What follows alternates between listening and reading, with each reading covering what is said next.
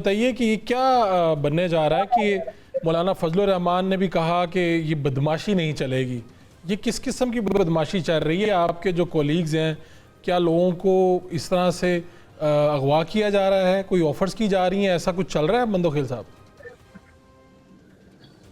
نہیں، میرے خیال میں پی ٹی آئی سے بات کرنے کے لیے یا ان کے ساتھ جوائنٹ پریس کانفرنس کے لیے کہ یہ تھوڑی سی لوازمات ہے، اس کے سوا کچھ نہیں ہے.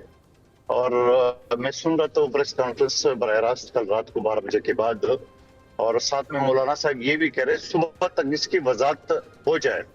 اور اس کے بعد تو میں سو گیا ہے، غالباً محسن نقوی صاحب اس کے بعد آنا تھا تو وضاحت ہو گئی ہوگی. تو میں یہ سمجھ رہا ہوں یہ سیاسی باتیں ہیں، اس میں زیادہ آپ سیریس نہ لیا کریں. چلے میں تو سیریس نہیں لیتا، لیکن یہ جو آئینی ترامیم ہے، بلاول صاحب نے بھی جس طرح سے اسٹیٹمنٹ دی ہے کہ لوٹوں کے بغیر، آپ یہ ممکن لگتی ہے آپ کو مولانا فضل الرحمان کے بغیر یہ ترامیم؟ جی بالکل لگتی ہے، بالکل. لیکن پیپلز پارٹی کی خواہش ہے کہ مولانا صاحب کو آن بورڈ لیں. اور بنیادی طور پہ اگر آپ دیکھ لیں بلاول بھٹو صاحب کا اور مولانا صاحب کی جو پریس کانفرنس تھی، وہ ایک دوسرے سے کے ساتھ جو مسودہ مشترکہ ہے اس پہ ایگری ہے. اب وہ مسلم لیگ نون کہاں تک اس کے ساتھ ایگری ہوتی ہے یا اس کو پی ٹی آئی کو بھی شامل کرتے ہیں، جو مجھے لگتا نہیں ہے. لیکن یہ کہ بنیادی طور پہ پیپلز پارٹی اور مولانا صاحب کا مسودہ تو ایک ہے. تو آگے دیکھتے ہیں کیا صورتحال بنتی ہے اس میں. اور جو آپ کا سوال ہے کہ مولانا صاحب کے بغیر ہم تو نہیں چاہتے ہیں. ایک آپ کی ایک رائے بھی، کیونکہ پاکستان پیپلز پارٹی اس حوالے سے بڑی زبردست موقف رکھتی ہے. یہ جو مسودہ ابھی تو اتنی کلیئرٹی نہیں ہے، لیکن جو بھی چھپا ہے اخبارات میں، چینلز پہ چلا ہے، اس میں کہیں پہ یہ بات ہے کہ سویلینز کے جو ٹرائل ہیں وہ فوجی عدالتوں میں ہوں گے. تو آپ کا تو ذاتی نقطہ نظر تو میرے خیال اس سے مختلف ہوگا اگر ایسی کوئی یقیناً بات آتی ہے. پیپلز پارٹی کبھی بھی فوجی عدالتوں کو سپورٹ نہیں کرتی ہے. لیکن آپ کو ماضی میں بھی جو ایک مشروع طور پہ پیپلز پارٹی نے 2 سال کے لیے، کیونکہ اے پی ایس کا جو واقعہ ہوا وہ انتہائی المناک تھا، اور چھوٹے بچوں کو جس طرح سے بے دردی سے ان کو قتل کر کی ہے، تو اس لحاظ سے پیپلز پارٹی نے اس وقت دی تھی. اور آج مجھے نہیں سمجھ میں آ رہا ہے، اور مجھے نہیں لگ رہا ہے کہ ابھی فوجی عدالتوں کی ضرورت ہے. ہاں، اگر آپ عمران خان صاحب کی طرف آپ کو اشارہ ہے تو میں اس کی بھی ایز اے قانون کے طالب علم مجھے نہیں سمجھ میں آ رہا ہے کہ آخر مقدمہ 1 ہوگا، عدالتیں 2 کیسے ہوں گی. مثال جنرل فیض گینگسٹر جو پکڑا گیا، اور یقیناً 2 جوتے پڑے ہوں گے، اس نے سب کچھ بتایا ہوگا کہ 9 میں کیسا پلان کیا تھا، 2018 میں آر ٹی ایس سسٹم کیسا بٹھا دیا پلان کیا ہے، یا فوجی تنصیبات پہ حملے کرنا یا شہداء کی یادگاروں کو جلانا. تو وہ ساری چیزیں تو وہ بتا دی ہوں گی. اور یقیناً آئی ایس پی آر نے یہ اعلان بھی کر چکا ہے کہ وہ ان کے خلاف جو کورٹ مارشل ہوگا. اب اگر اس میں ایز اے ملزم پی ٹی آئی کا رہنما یا پی ٹی آئی کا کوئی بندہ اس میں شریک ملزم ہوا، تو پھر مجھے سمجھ میں نہیں آ رہا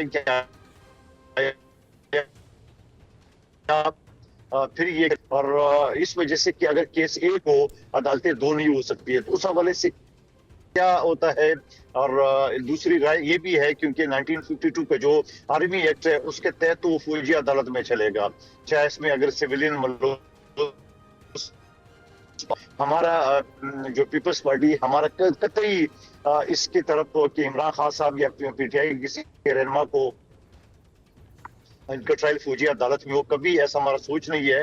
اور ساتھ ساتھ آپ کو یہ بھی یاد دلاتا رہوں کہ حکومت کے ترجمان عطا تارڑ صاحب نے پریس کانفرنس کی کہ ہم پی ٹی آئی کے اوپر پابندی لگا رہے ہیں. اس وقت مجھ سمیت اس رات کو یا اس دن تمام لوگوں نے ان کی مخالفت کی، اور ہماری مخالفت کے بعد مسلم لیگ نون کو یعنی حکومت کو وہ جو اعلان تھا وہ واپس لینا پڑا. ہمارا یہ کہنا تھا کہ اگر ایک بس کو ڈرائیور چلا رہا ہو سواری اور وہ بس کسی فوجی تنصیبات سے ٹکرا جائے یا کسی ایسی ادارے سے ٹکرا جائے، تو آپ بس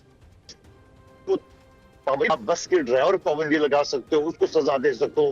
پیسنجر میں کسی نے مشورہ دیا اس کو کر سکتے ہیں. بس تو ایک ڈبہ ہے، یعنی پارٹی ایک ڈبہ ہے. اور پھر ماضی میں پی ٹی آئی کا بھی یہ تجربہ ہو چکا ہے، جو ٹی ایل پی پہ انہوں نے پابندی لگائے، یا اس سے پہلے جو پیپلز پارٹی پہ پابندی لگی. تو میں سمجھ رہا ہوں کہ ماضی کی جو حوالات ہے اس سے بھی ہمیں سبق آپ سیکھنا کہہ رہے ہیں چاہیے. کہ حکومت اور پابندی لگانے جا رہی تھی پی ٹی آئی پہ، آپ لوگوں کے احتجاج پہ، آپ لوگوں کی مزاحمت کے بعد پھر انہوں نے ارادہ بدلا.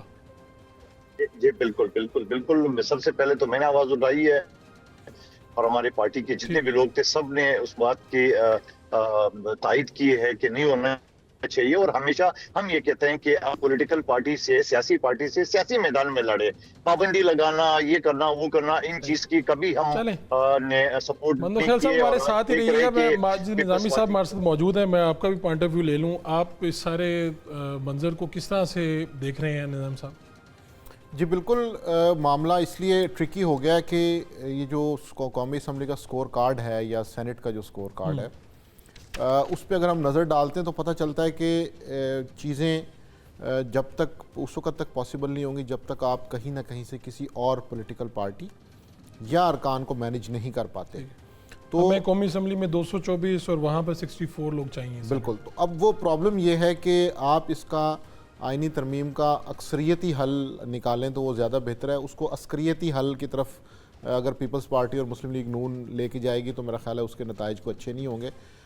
اس لیے میں سمجھتا ہوں کہ اس کے اوپر کنسنسس ضروری ہے, اور ہم نے دیکھا ہے کہ کچھ چیزوں کے اوپر گورنمنٹ نے, حکومتی اتحاد نے تھوڑا سا سٹیپ بیک کیا ہے تاکہ اس کے اوپر کوئی نہ کوئی ایسا اتفاق رائے مل جائے. پھر اسی طرح مولانا فضل الرحمان چونکہ تحریک انصاف سے بھی رابطے میں ہیں تو ہو سکتا ہے کہ وہاں سے بھی کوئی انپٹ ان کے پاس ہو, کوئی ایسا رابطہ ہو, کوئی تجاویز ہوں کہ جس کی بنیاد پہ اسے ایک کنسنسس کی طرف لے کے جایا جائے. لیکن اگر ایسا نہیں ہوتا تو جس طرح مولانا فضل الرحمان نے نشاندہی کی کہ ایک طرف تو مذاکرات چل رہے ہیں, دوسری طرف سینیٹرز کو, ایم این ایز کو تھریٹ کیا جا رہا ہے, لاپتہ کیا جا رہا ہے, مختصر وقت کی گمشدگیاں ہو رہی ہیں. سو یہ وہ پوائنٹ ہے کہ جس سے پھر یہ ساری چیز جو ہے یہ مشکوک ہو جاتی ہے. اس کے اوپر ایک کویسچن مارک آ جاتا ہے کہ آئین میں ایسی کون سی ترمیم کی جا رہی ہے جس کے لیے آپ کو اغوا کرنے کی ضرورت پڑی ہے, لوگوں کو دباؤ ڈالنے کی ضرورت پڑ رہی ہے, تو پھر اس کی جو کریڈیبلٹی ہے وہ سٹیک پہ آ جاتی ہے. مندو خیل صاحب یہ بات تو درست ہے کہ جو نیک نیتی سے بھی اگر آپ کام کر رہے ہیں اور اگر وہ عجلت میں ہو, اگر اس کے لیے کوئی زور زبردستی یا جبر کا راستہ اختیار کیا جائے, اس پہ تو ایک بہت بڑا سوال یا نشان ہوگا کہ آخر ایسا کیا ہے جس کے پیچھے یہ پیپلز پارٹی, مسلم لیگ نون اتنی تیزی سے آگے بڑھ رہی ہے. نہیں, تیزی نہیں ہے. دیکھیے مثال کی جمہوریت 2006 میں بی بی شہید اور نواز شریف صاحب کے درمیان جب سائن ہوا تھا اور اس کو توثیق کی تھی مولانا صاحب اور عمران خان صاحب نے, اس میں ایک نقطہ آئینی عدالتوں کا بھی تھا. میں سمپلی آپ کے سامنے ایک سوال رکھ رہا ہوں کہ مثال کے طور پہ 18ویں ترمیم میں غالباً 105 ترامیم ہوئی ہے. ابھی اگر حکومت یا پیپلز پارٹی یا جمعیت 5-10 ترامیم لانا چاہ رہی ہے تو پی ٹی آئی کو چاہیے کہ اس جمہوری پروسیس میں حصہ لیتے اور وہ یہ کہتے ہیں کہ فلاں شخص کو ہم سپورٹ کریں, باقی کو نہیں کرتے ہیں. اب باقی کو ہم نہیں ووٹ دیتے ہیں. اسمبلی کے اندر ایم این اے جو بیٹھے ہوئے یا سینیٹر ہوتا ہے ان کی ہاتھ یا زبان تو کسی نے نہیں باندھا ہوتا ہے, تو آپ یہ کہتے ہیں کہ جو آئینی عدالت ہے اس کو ہم سپورٹ کریں گے, باقی جو چیف جسٹس فلاں جو بھی تجاویز ہے اس کو ہم نہیں سپورٹ کرتے. تو اس سے کیا ہوتا ہے کہ ایک تو آپ اپنے حلقے کی حق بھی ادا کر رہے ہو, اور یقیناً اسمبلی کے اندر جو آپ کو ٹی ڈی ملتا ہے, پارلیمنٹ لاجز میں آپ کو جو سہولیت ملتی ہے, ہوائی جہاز کی ٹکٹ آپ کو فری ملتے ہیں, اسی کام کے لیے ملتے ہیں کہ آپ کو جو قومی اسمبلی یا سینٹ ہے وہ اس میں قانون سازی کر لے اور اپنے حلقے کی آواز اٹھا لے, جیسے بلاول بھٹو صاحب نے لاسٹ اسپیچ میں یہ بات کہی تھی. تو میں سمجھ رہا ہوں کہ یہ زیادہ بہتر ہوتا. پی ٹی آئی بلکہ تم 50 آئینی ترامیم میں ایک کر رہے, وہ اپنے پسند کر لے, ان کو ہم سب, یعنی ایسا تو نہیں ہو سکتا اگر 50 ترامیم آ رہے 50 کے 50 جو ہے نا وہ آئین شکن ہوں گے, 50 کے 50 عوام کے خلاف ہوں گے, ایسا تو نہیں ہو سکتا ہے. میں یہ سمجھ رہا ہوں کہ ان کو پروسیس میں حصہ لے کے یہ کہتے ہیں اس 50 میں ہم ایک کو سپورٹ کریں گے, باقی کو نہیں کرتے. وہ کہہ رہے ہیں بیٹھیں گے, لیکن آپ یہ گمشدگیاں ہوں گی تو کیسے بیٹھیں گے؟ اگر کسی کا بیٹا اغوا ہو جائے, کسی کی بیوی اغوا ہو جائے تو یہ کیسے ممکن ہوگا؟ تو میں مختلف چینل پہ یہ بات کرتا آ رہا ہوں اور آپ کے توسط سے بھی یہ میں سنانا چاہ رہا ہوں جو مجھے سن رہے ہیں. اگر پیپلز پارٹی کی حکومت سندھ میں, بلوچستان میں مجھے ایک کیس بتا دے, میں کھڑا ہوں گا ان کا ساتھ دینے کے لیے.